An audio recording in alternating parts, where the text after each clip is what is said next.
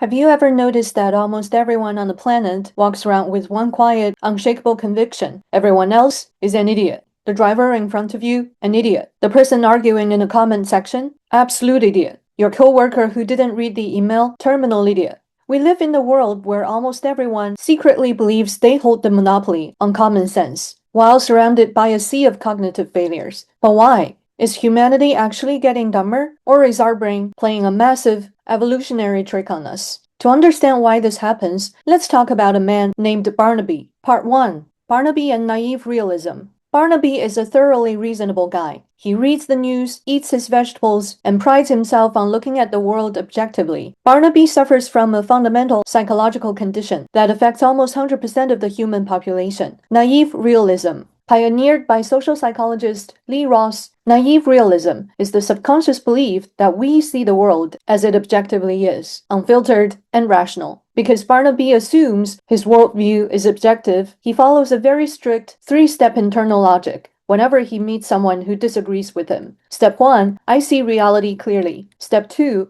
other rational people who have the same facts will naturally agree with me. Step 3, therefore, anyone who disagrees with me must either be misinformed, lying, or an idiot.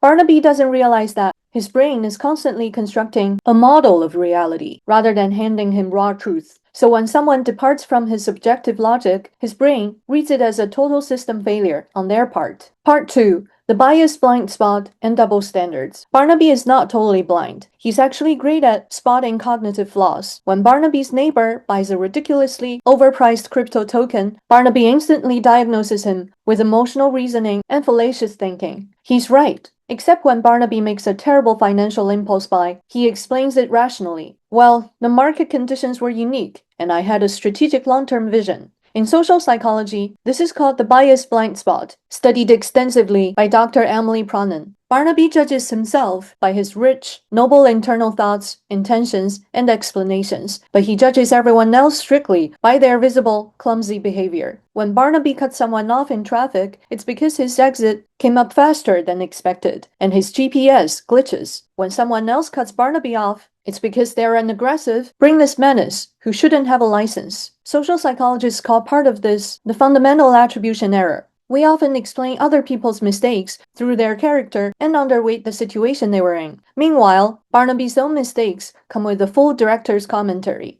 Part 3. Illusory superiority and outgroup monolith. It gets worse. Barnaby also falls victim to the false consensus effect and illusory superiority. In study after study, the vast majority of people rate themselves as above average in critical thinking, fairness, and intelligence. Barnaby assumes that most sensible people think just like him, so when he encounters a huge group of people with a completely different political, cultural, or social view, he can't process them as complex individuals. Enter outgroup homogeneity effect. To Barnaby, his friend group is full of nuanced, diverse, complex thinkers. The other group, a monolithic hive mind of identical idiots following a script. Barnaby reduces millions of real human beings with complex life histories down to a single, foolish caricature, and then feels superior for not being like them. Part 4. The algorithmic monster. If Barnaby lived in a quiet village in 1850, his naive realism might only flare up at the local tavern. But Barnaby lives in the digital age, where his brain chemistry is weaponized against him, as engagement-driven social media is practically designed to reward his worst instincts. Sociologist Shanto Iyengar has written extensively on affective polarization, how social structures increasingly sort us into moral and intellectual tribes. Online, Barnaby experiences context collapse. Nuanced human communication is stripped of voice tone, body language, and hedging words like maybe or often. What's left is a 280-character hot take. Add engagement algorithms that profit directly from outrage, and Barnaby's feed is continuously flooded with the absolute most absurd, extreme clips of his outgroup.